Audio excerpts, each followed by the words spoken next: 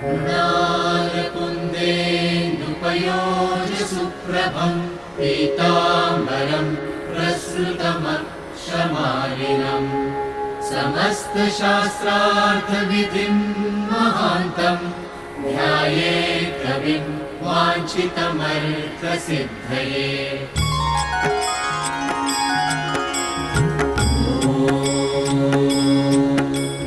शिरो मे भार्गवः पातु भारं पातु ग्रहाधिपः नेत्रे दैत्यगुरुः पातु श्रोत्रे मे चन्दनद्युतिः पातु मे नासिकां काव्यो वदनं दैत्यवन्दितः वचनं चोषणः पातु कण्ठं श्रीकण्ठभक्तिमान् भुजौ तेजोनिधिः पातु कुक्षिं पातु मनोव्रजः नाभिं भृगुसुतः पातु भद्रं पातु महीप्रियः कटिं मे पातु विश्वात्मा ऊरू मे सुरपूजितः जानुं जाड्यहरः पातु जङ्घे ज्ञानवताम्बरः गुल्फौ गुणनिधिः पातु पातु पादौ